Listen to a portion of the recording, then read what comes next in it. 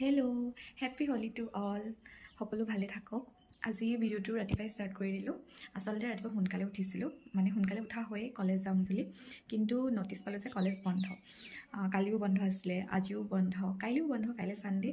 আগতে গম পোৱাহেঁতেন ঘৰ যাব পাৰিলোহেঁতেন, কিন্তু ঘৰ যোৱা নহ'ল আৰু। মায়ে আহিছে মোৰ ৰুমলৈ। মা অলৰেডি ট্ৰেইনত উঠিলে বুলি ফোন কৰিছিলে। মই মাক আনিবলৈ যাম আৰু মাৰ লগত মই কেনেকৈনো দিনটো পাৰ কৰোঁ সেইখিনি দেখুৱাম আজি। আপোনালোকে চাই যাব ভিডিঅ'টো। পানীত মৌ জোল দিছোঁ আৰু কাজি নেমুৰ ৰস, মানে টেঙা মিঠা, টেষ্টি।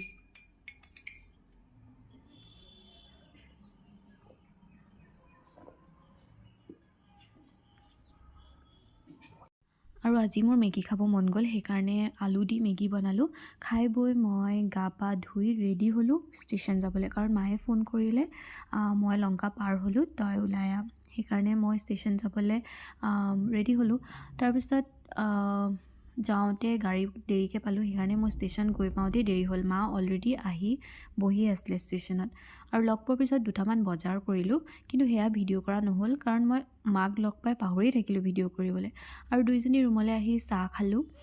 তাৰপিছত ৰুটিও খালোঁ, ৰুটি লৈ আহিছিলে, আৰু ৰেষ্ট ল'লোঁ অকণমান টাইম। আৰু গধূলি আমি মন্দিৰলৈ ওলাই গৈছিলোঁ, কিন্তু সেয়া ভিডিঅ' কৰা নহ'ল।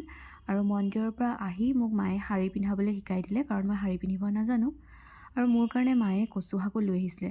ৰাতিৰ সাজ আমি কচু শাকৰ লগতে এনেকৈ খালোঁ।